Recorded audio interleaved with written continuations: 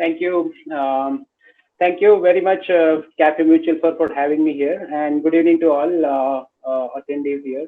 See, the topic over here given to me is understanding risk in mutual funds. And the context which I'm using is more from the final investor's point of view.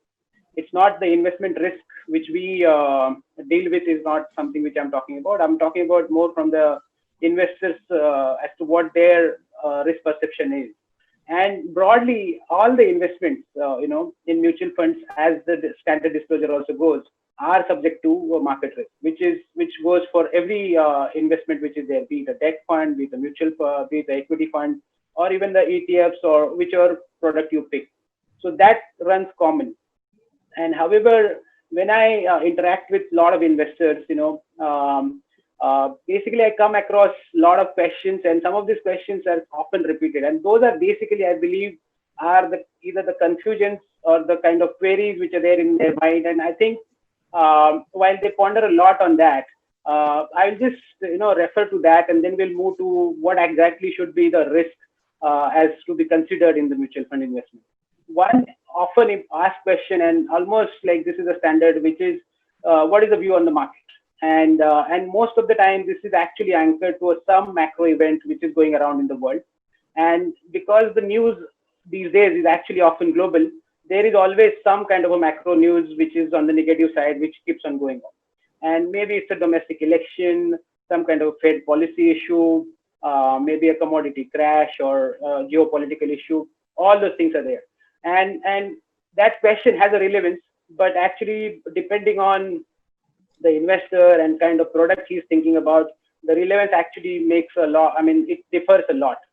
Other important question is people ask is like, what should I expect as a return? And generally the discussion start with, will it be FD returns? Will it go up to 15%? I've not seen so far people going above 15%, but this is what another point which is comes. And then how do I, match my investment profile? As in, should I look at SIP? Should I look at lump sum?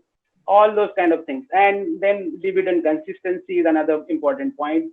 And they also ask about what product is suitable for me, which is a direct question about whether it's a small cap, mid cap, large cap, why mid caps are not performing, should I look at value over there?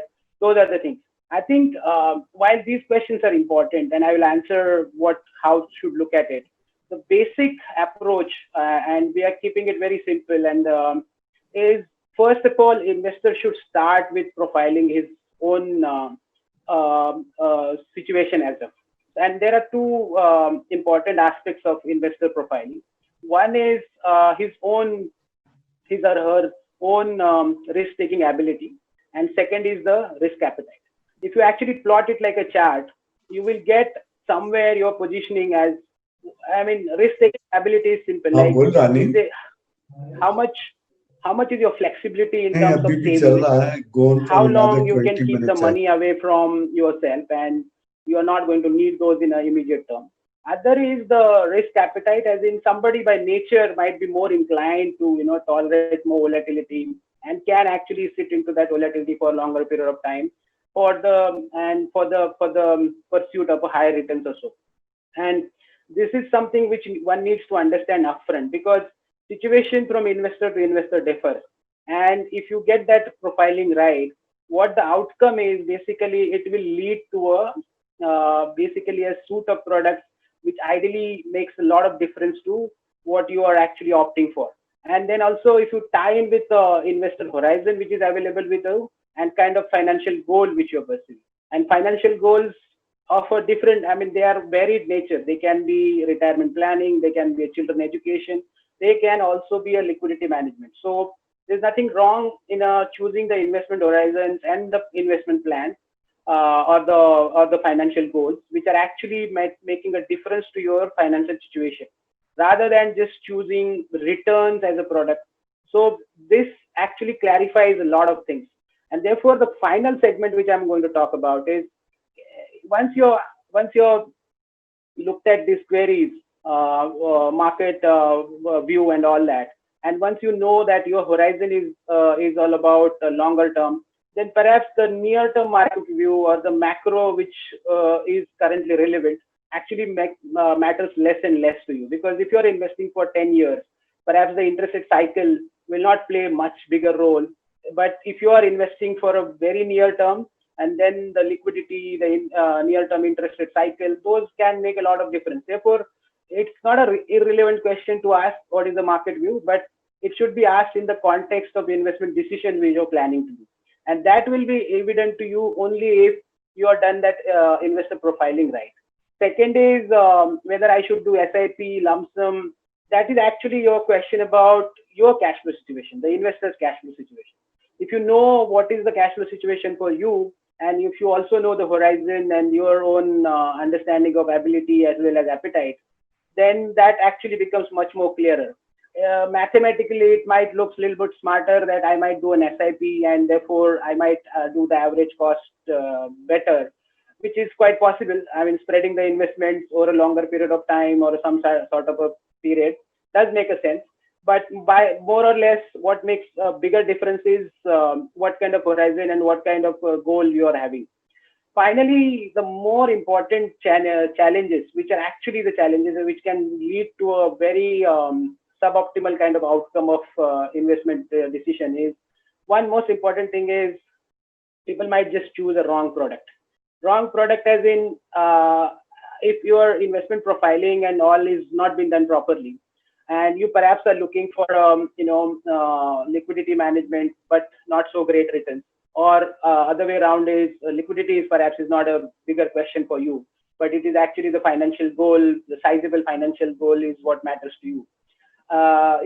You might end up choosing something else which matters to you, and that actually can result into a significant, I mean, even if you have to correct that decision later on, it could result into a significant timing decisions. Therefore, there is erosion of value, and you could lose on important time, years of compounding also. That I think is a bigger mistake. A lot of people I had seen like they had invested in an equity fund, but what they were looking for is the money to be taken back in 2 years, and it's quite unfortunate at that time. Perhaps that investment within that 2 years are not done well. Second important thing is you have chosen right product, okay, but the impatience kind of has led you to or some kind of macro event actually have made you to rethink, and there's nothing wrong in rethinking the investment decision, but perhaps you are rethinking that with in point in time kind of evidence which is available. Most of the times when you're like in March 2020, for example, or when demon happened, a lot of people question like, is the equity investment actually make sense? Because that time you are comparing equity investment decisions with the debt market situation. While you invested money for 5 years, 7 years, that is the starting point. But within 1.5 years when these things happen, that time you started comparing investments with the debt or fixed income. Obviously, it will not look great. And therefore, if you change your asset allocation that point in time, basically then you miss out on that comeback kind of a thing, or whenever the asset class is chosen, it is important to understand the long-term, kind of characteristics of that asset class. Equities will be volatile, debt will be much lesser volatile, and something like a liquid investment will obviously be much less, even less volatile. So those things are important. Finally, this whole asset allocation decision is not something which you do once in a life and just forget about it.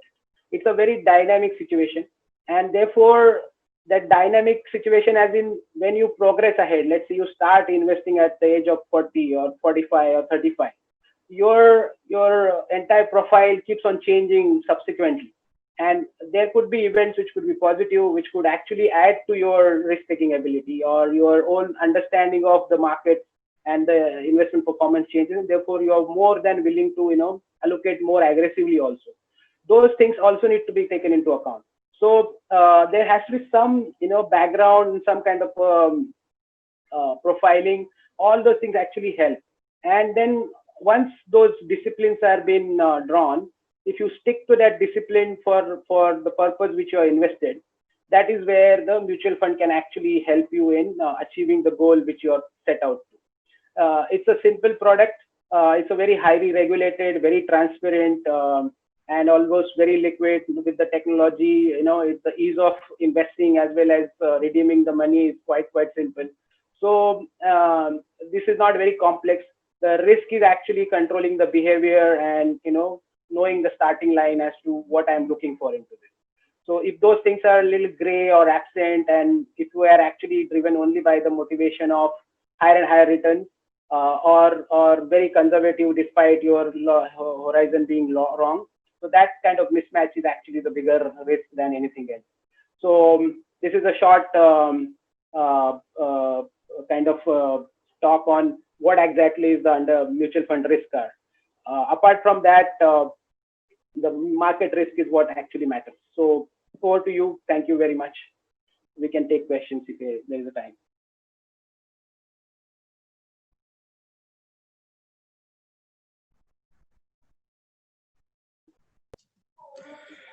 Hi, Sachin. That was a very simple and very direct, and you really put things so well for a retail investor, which is our audience today. I just wanted to know that how can you talked about looking at your own risk and all that. I wanted to understand, how can investors minimize their risk in the selection of funds? Because outcomes can vary. आपने अपना risk profile समझ लिया, your time horizon is long, you have an appetite for taking risk, but certain degree of risk comes through because of the choice of fund. Yeah. So the bigger impact on your outcome, 90% or more than that, is actually the asset allocation. You Okay. might if you are reaching, let's say, 100 rupee invested over a 5 year, average return maybe 15%, and you might reach 160 rupees, and you might have not done a great job of picking a right fund manager, possibly, I'm saying. Still, that would hurt you, not that it will it will not cause you a worry or kind of a lesser lesser outcome. But if you chose a wrong product, that actually will set you back bigger time. So that decision is important, and for making that choice, there are enough the number of references available. You can look at the track record itself, and you can look at the overall thought process, which is clearly articulated or not. You can look at the articulation versus the consistency in the holding. What kind of churn ratios are there? All those things are there. I mean, those there are enough things which are available. So, and those track record speaks for itself. So this is like how you choose an expert in any other field. There is a track record, and then there is a method which is explained. If those two things ties up, then there is enough satisfactory evidence that you are choosing the right job. But more than that, I'm saying still it is like 90% job is choosing the right asset allocation. If you do that right, the balance 10% is done by these like guidelines which are there. And mutual fund advisors are smart. They know the track records, they know the portfolio style and everything. Yeah. So you strongly recommend that people should use advisors uh, to make these decisions. Yeah, Advisors yeah. can I give them mean, the kind of, they have the advisors expertise. can explain them a lot. I think advisors have evolved also, so therefore it is useful that they take that help. It's a good help to take. Okay.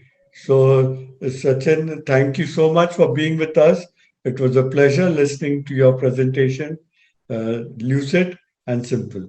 Thank you for being Thank with you. us. Thank you very much for having us. Thank you.